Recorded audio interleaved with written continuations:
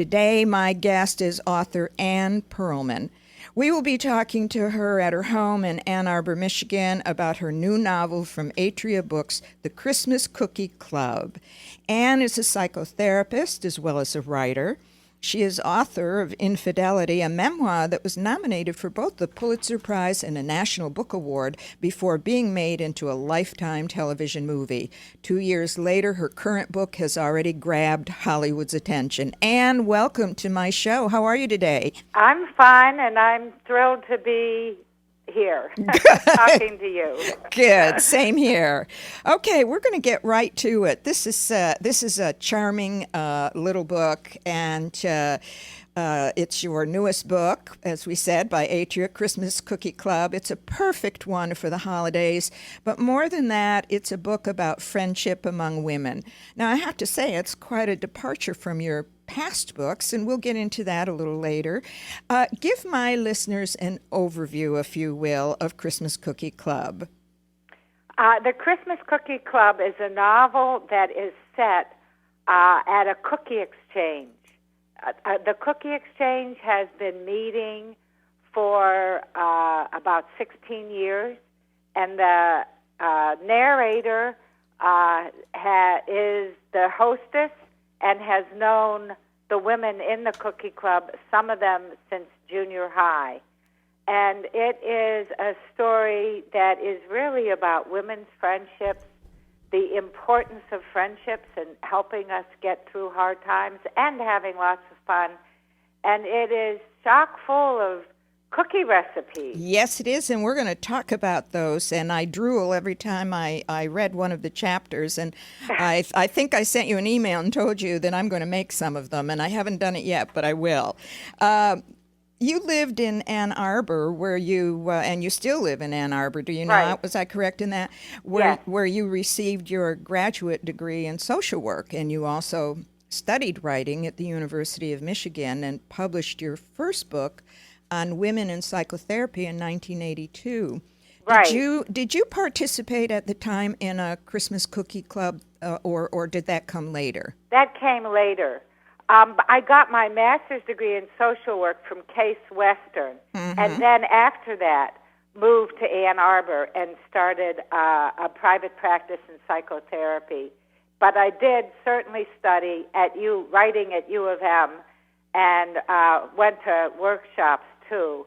But no, when I wrote Getting Free, Women in Psychotherapy, I was not a member of a cookie club. So how long, and I know you are now, so how long has that been? About when did you... I joined in the year 2000. Okay. And at that point, I decided I wanted to write this book. Mm-hmm. Well... And started making notes for it and started imagining the characters, and then put it aside.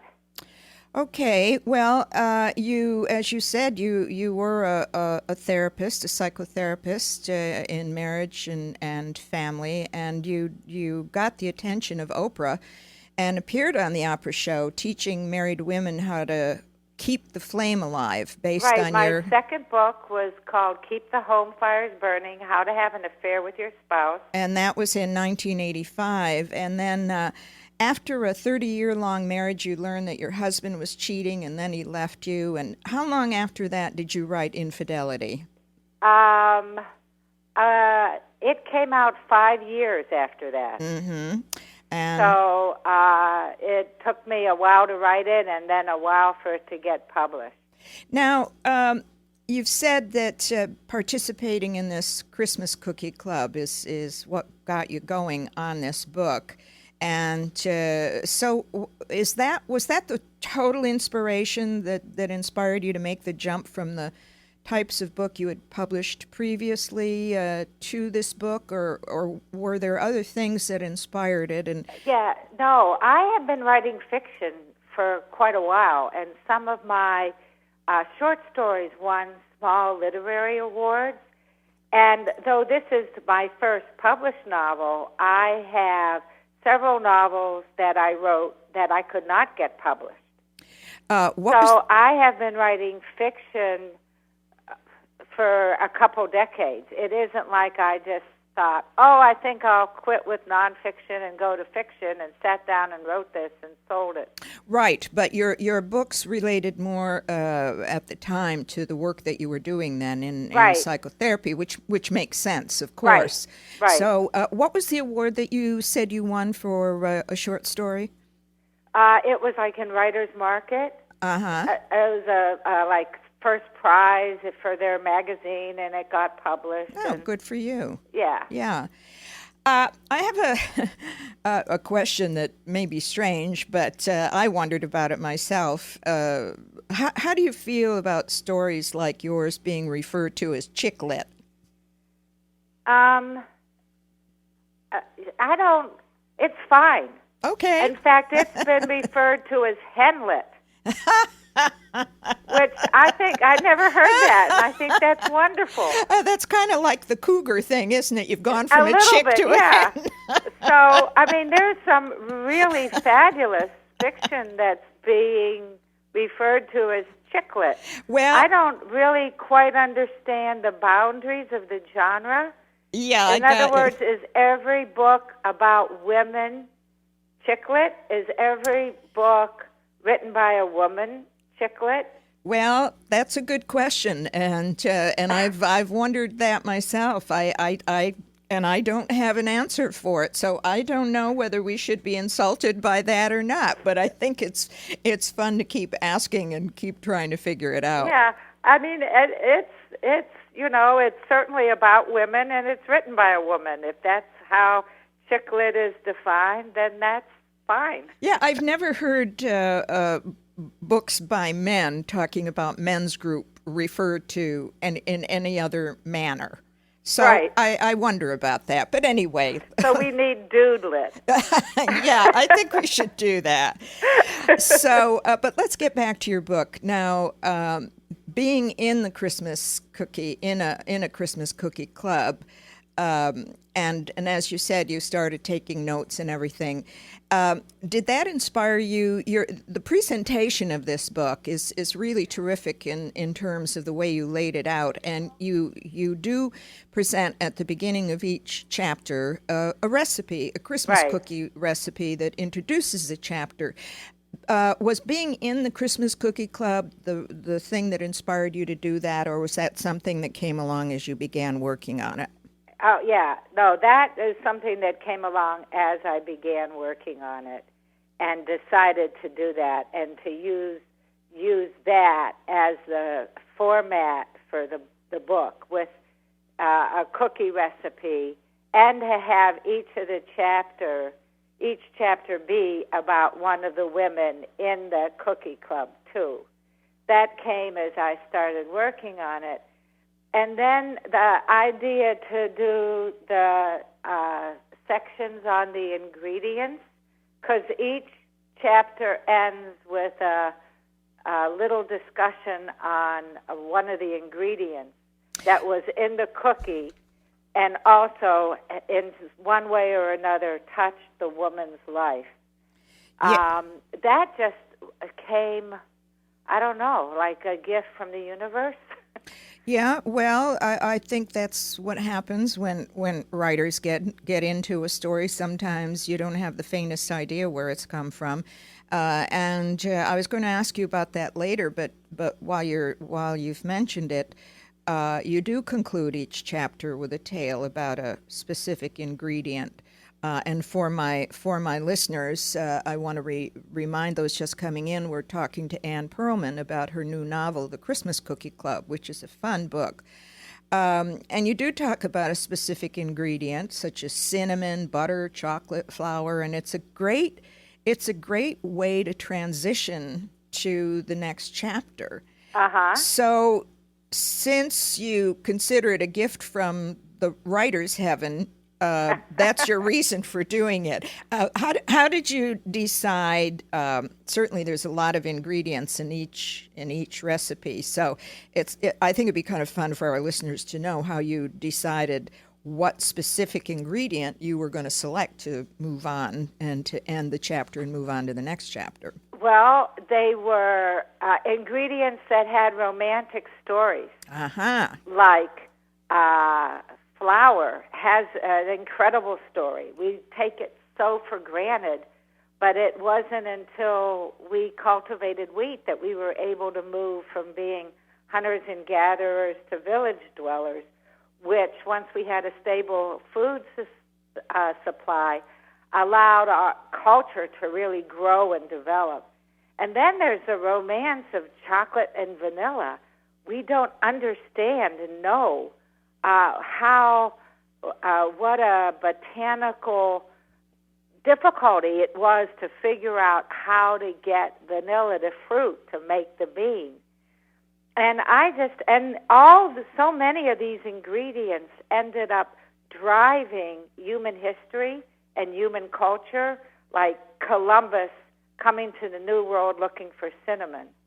And then the importance of sugar and the fact that it is our lust for sugar that really started slavery, because it wasn't until we had slavery in the New World that we were able to mass produce sugar. So the ingredients I chose had to do with the ingredients having a romantic story that I could link also to something going on in the woman's life, like with Charlene and the almond tree. Yes, and ginger, the spiced ginger. Someone really had a love of ginger. I liked the way that you did that. So that was really terrific. Yeah, I have a passion for I love ginger. So a friend of mine who hates nuts noticed that so many of my cookies have nuts in them. And I love nuts. I hadn't even noticed that I had done that until she pointed it out. Well, I guess for anybody that does any kind of baking or eating, as we all love to do, I suppose we would kind of tend to move in that direction. Which of those ingredients did you have a particular love for, other than the nuts, of course? I'm assuming that was one of them. But what did you find as your favorite story when you were researching it? Was it cinnamon? Was it chocolate? They were all, vanilla was just so amazing. You know, how they finally figured out how to get it to fruit. And chocolate, the fact that chocolate was considered a drug and was smuggled into Amsterdam and sold there, I thought was amazing. Mm-hmm. And once I started looking at ingredients, I noticed other things, like the medicinal properties of some of these ingredients, like ginger. Oh, yes, and ginger tea. And yeah. You know, isn't it amazing when you are a writer and you start a story, what you end up learning and researching, and you get deeper and deeper into it. And it's quite wonderful that you were able to do that. I want to ask you about the storyteller. The character in the book, the storyteller, is Marnie. So now here I have another question about it, because she's referred to, I don't know if I can say the word. Can I say head cookie bee? Can I say that word, Johnny? I don't know, but I think our listeners would know what we call, some people call a woman, and she's referred to as the head cookie bee. She does that. Yeah. Well, why that title? I mean, some women might find it offensive, and does it say anything about Marnie? Why did she, the character, call herself that? Well, I think that the group started teasing her since the party was at her house, and they started kind of teasing her, and it became one of those loving appellations that are like teasy, mm-hmm. And then everybody started referring to themselves as that. So it's like a special name, an in-group name. A couple months ago, I read a book, The Ames Girls, that followed a friendship group of women from middle school up until their mid-40s. And they too had developed one of those appellations that are endearing and affectionate within the group, but derogatory from outside the group, and they called themselves the S Sisters. Mm-hmm. And so it would be interesting to really take a look at who does this, in what circumstances, what does it mean in the cookie club, the real cookie club. Right. This is the word that we use, and the person who's the hostess of the cookie club and I are writing a book now, a short workbook with lots of recipes in it on how to start your own cookie club. And we'll get into that a little later. But you know, the point that we're talking about now has raised another Google question. I think we've got two questions to look into: the hen, chick, lit, and these derogatory, endearing terms. And I'd like to know again if the men do that or if it's a woman thing. And you, as a psychotherapist, I'm sure have a lot of interest in that. But let's go on a little further and talk a little more about the people involved in the book. I think one of the questions that my listeners would probably wonder about, as I did before I came to the end of the book and then read the acknowledgments, are any of the women in your current or past Christmas Cookie Club portrayed in any way in this book? Yes, and I did mention it in the acknowledgments. I borrowed Mary Beth, who is the hostess. Mary Beth has beautiful white hair and vibrant blue eyes, and I borrowed them from Marnie. And one of us couldn't be there for a Christmas cookie club party, and she sent her cookies on ahead and a really cute, sweet email. And I used her email, which was how she sent us her cookie recipe. And then one of us lost her son.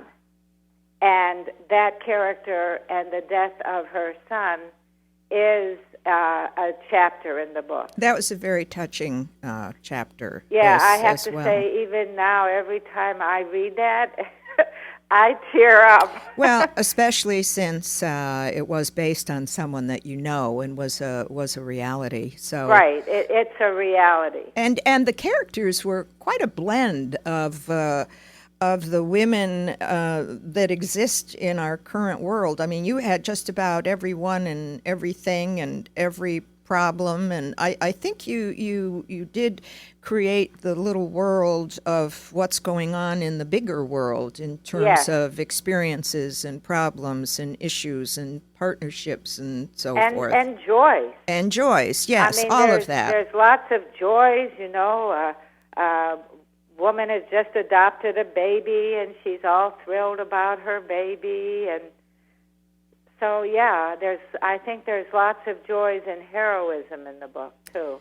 Now, did you use your experiences as a psychotherapist as well to create the women characters? Because obviously, having been a marriage and family psychotherapist, and I don't know if you still practice as a psychotherapist. Yes, I still practice. And obviously, you have to be careful because of client-therapist privilege. Right. But did you use any of your experiences over time? I think that you draw on your sense of people, you know, and I am very interested, both as a therapist and as a person, and it comes out in my writing, in what makes people transform themselves. What are the strengths that we have so that we are able to deal with the hardships and the tragedies in our lives? Because most of us have them at one point or another. And some people are able to survive and use their resilience, and some people have a much harder time. And so I'm very interested in that, and I think that's really one of the big themes of this book. Yes, yes. Why don't we talk at this point, I think, before I go into some other questions? I think we're at the point about the kind of recipes that are included, and I think my listeners are wondering about that. Why don't you mention briefly a couple of your favorites and why they're your favorites, and also talk about the importance of the containers. Okay, my favorite cookie is the very first one, which is the pecan butterball. I figured you'd say that. This was mine, too. And it is my grandmother's recipe. My great-grandfather was a German baker. And I suspect this is really his recipe. But I remember as a little girl baking this cookie with her back in the days when you had to actually grind the pecans. Now we can just throw them in a food processor. And this is a cookie. Interestingly, my daughter works for Zingerman's Bakery, and she said, "Mom, Zingerman should make your cookies." And this is one of the ones that they are making. Oh, terrific. So, and my other favorite one is the ginger cookie, the first and the last. Mm-hmm. Because it has 3 different kinds of ginger in it. Yeah, I like that one too. I am a baker, and I've got a culinary background, and I was intrigued by that as well. I think that's going to be one of the first ones that I try. Yeah. And talk about the fact that in the story, 12 cookies are made, one for each member. So if you've got there's 6, 13 dozen cookies made. And extra for the local hospice. And one goes to each of the members, and then there's an additional dozen that each of us donate to charity. And for the last 10 years, it's been the hospice. Before then, it was Safe House. So you're still doing that in your club as well? Oh, yeah. And it really, it was the thing that made me love the club. I mean, there's something really special about baking and giving to people that you don't know who are having a hard time. So, yes, we do that. And the hospice eagerly looks forward to our cookies. I imagine so. And they're for the families of the people who are visiting them, because it's particularly hard at the holiday time. Of course it is. Describe some of the containers, and that's a very important part also, not just the cookie, but how it's packaged. I thought that was fun. Describe a couple of those. The containers were sort of born of necessity because 12 dozen cookies on 12 paper plates with saran wrap ends up being a huge mess. A mess of crumbs. So we put the cookies in containers, and they can be, I mean, once you start thinking about containers for 12 cookies, you can have a lot of fun. What was the most? We had cookies in oven mitts, wrapped in tea tiles, of course in tins and boxes and bags and huge cups, all kinds of wonderful things. What was the most unusual one in the story? Was it the oven mitt, or? I think maybe the oven mitt. Mm-hmm. I also thought those makeup containers. Mm-hmm. You know, those, you can get them at the, one of the dollar stores where you... And they're cute. We're not talking about spending a fortune on these containers. One of the most fun ones, a friend just got brown paper lunch bags and had her kids decorate them. Oh, how cute. And draw pictures and use stamps and glitter, and they were great. Well, all of that is what makes it fun, and I think it's important, too, to my listeners. Again, we're talking to Ann Pearlman about her book, The Christmas Cookie Club, to know that in each chapter, and there's wine and food, it's a party atmosphere, and everything is decorated beautifully, but at some point, each of the women get up and talk about the story, as you just told us, about your favorite one and why it was your favorite, and it was made by your grandfather. So there's a lot of stories within the story here, and it's such a lovely way to do that. Now, as I mentioned in the beginning, you've sold the movie rights. Anything definitive happening on that?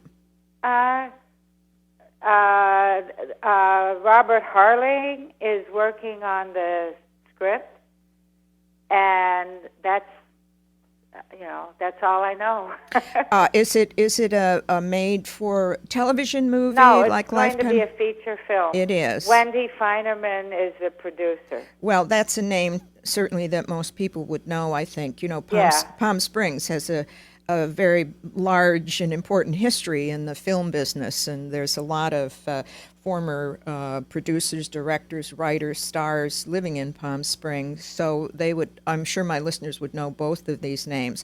Well, how exciting is that? I mean, that'll really be fun. I can hardly wait to see what Robert Harling does with my characters, how he morphs them and changes them, and who he chooses to play them or who they choose to play them. I think it's going to be great fun. Well, I've interviewed several authors that have sold the movie rights, and they are always excited about it, and sometimes confused as to, especially the nonfiction stories, as to an actor or actress that is chosen to play them. But they find it exciting. But sometimes there's a few little issues that they wonder about. So you won't be involved in it in any way, any of the selection process or no, I don't script? think so. Yeah.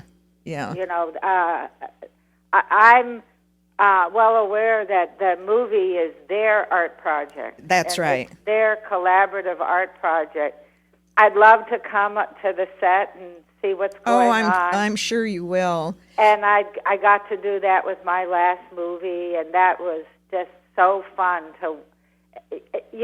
I was really impressed with the actors and the hard work of acting and the skill that it takes for everybody, and it's, when you're a writer, you're essentially doing it alone.